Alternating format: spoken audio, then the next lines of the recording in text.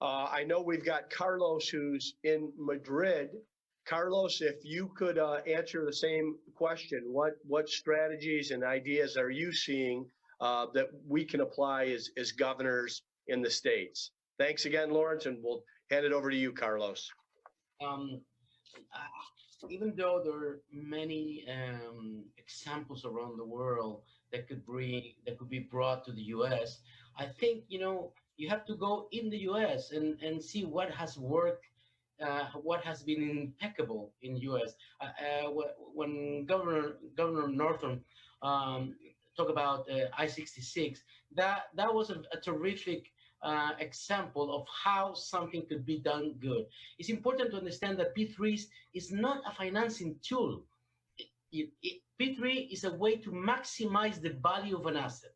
And by maximizing the value of an asset, you bring financing, you bring innovation, you bring a lot of things, and you bring the partnership with the state. As Governor Northam said, I-66, they brought a $5.8 billion project, but when they studied the project themselves, the project was a $600 million subsidy. So from $600 million that the government has to put the money in the pocket to give, they end up building a $4 billion project and saving $2 billion. That is what P3 is all about. Actually, Governor, you can see my pin here from from your state. Okay, and so I think it's important to see what has been done correctly in the U.S. I mean, I'm not saying in England or in Australia or in Spain or in Chile or in Europe. They're not good examples. They're very good examples. But you have good examples, excellent examples, and as Governor Northam said, 3 decades of examples in Virginia. Then you have Texas with very good examples in Texas too.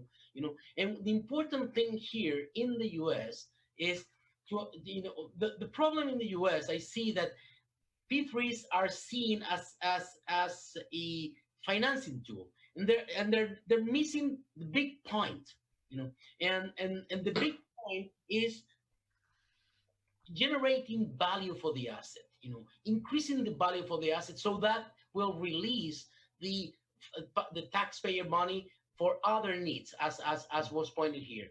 So what we could do, first of all, it's important there's no backdoors accountability. That's important in the government. Efficient risk transfer. There are certain risks that are better managed by the government. And there are certain risks that are better managed by the private. And there's risks that could be shared. In I-66, for example, we have to do a NEPA evaluation going through a park, and we work with the government, and we got that. What that made the project 20% more profitable, and that money where it goes to the government. So that's the kind of things. Then the other important thing is skin in the game.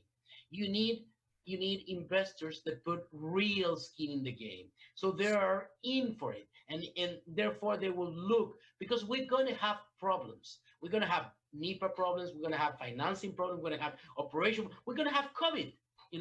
Where it will be devastating for the industry if there is a bailout for private P3s on there. This is not good. I mean, we have to find solution without bailouts for us because of COVID.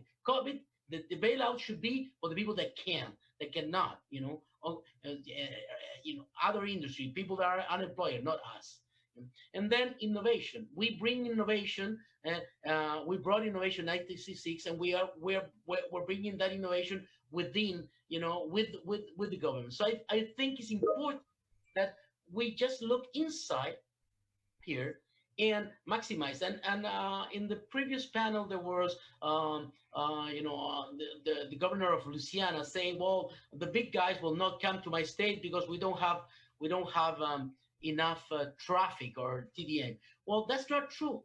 You could structure a project around a city, it could be around New Orleans, and the proceeds you get around that project are used for the dock projects, for the project that needs subsidy. That's the way, and I think Governor Northam is doing that in the Hampton Road project. Is they're using other proceeds to accelerate projects that are not financially feasible. So I studied too the project in Phoenix many years ago when and I think the ones that are in I-10 near Phoenix, Arizona, there were projects that makes a lot of sense to be privately owned, or at least to maximize the value. So the most important thing is to let the private sector bring the ideas and let them compete for innovation, compete for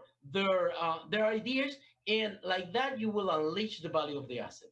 And I think it's not because Governor Northam is here, and not because we did I-66, but I think they did a terrific job. Texas, which is not here, they also did a terrific job. Thank you.